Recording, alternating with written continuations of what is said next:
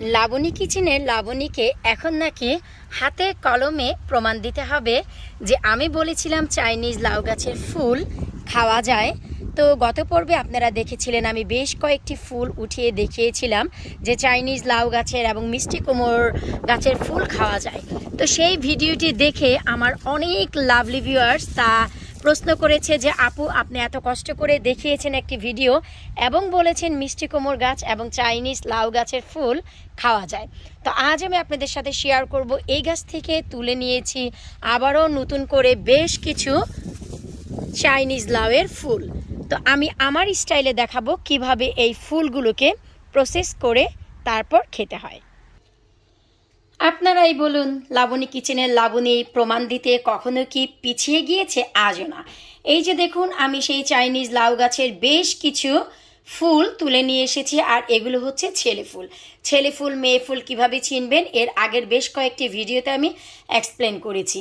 তো এই যে ফুলগুলো ছেলে ফুলগুলো তুলে নিয়ে এসে আমি মাঝখান থেকে একটু চিড়ে নিয়ে ভেতরে যে একটি রেণু থাকে সেই রেণুটি আমি ছিঁড়ে ফেলে দিয়েছি। আপনারা চাইলে রেখেও দিতে পারেন, কোনো সমস্যা নেই। আর সব থেকে বড় কথা, এই ফুলটি অনেকে অনেকভাবে খায়। আজ আমি আমার স্টাইলটি আপনাদের সাথে শেয়ার করব। কেউ এই ফুলটি ছোট ছোট টুকরো করে ডিমের সাথে ভেজে খায়, কেউ আলু ভাজি করে সেখানেও দিয়ে দেয়। আসলে এর খাওয়ার কোনো স্টাইল নেই। আজ আমার ভিডিওর যে বিষয়বস্তু চাইনিজ লাউ গাছের ফুল এবং মিষ্টি কুমড়ের গাছের ফুল যে খাওয়া যায় সেটাই আজ আমি আপনাদের সাথে শেয়ার করব। চলুন ঝটপট আমি কিছুটা আয়োজন আগে সেরে নেই।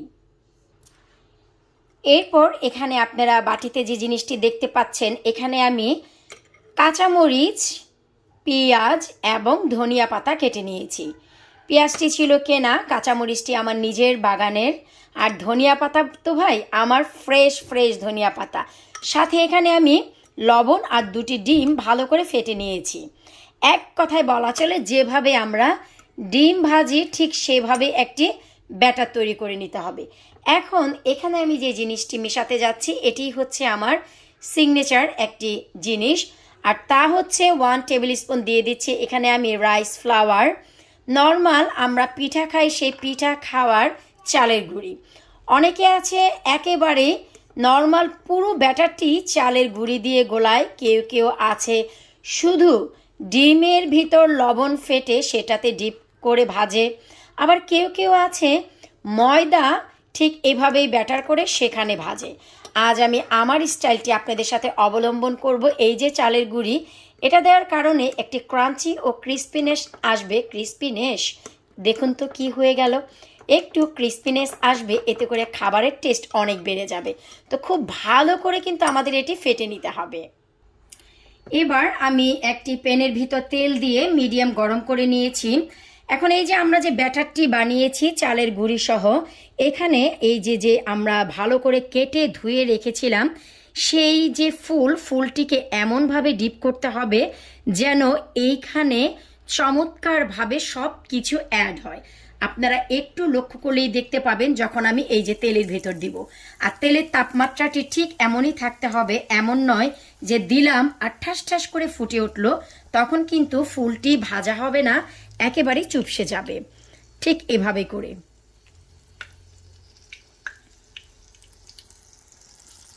ট্রাস্ট মি, এই জিনিসটি খেতে যে কত মজা, আপনারা যদি একবার না বানিয়ে খান অনেক মিস করবেন।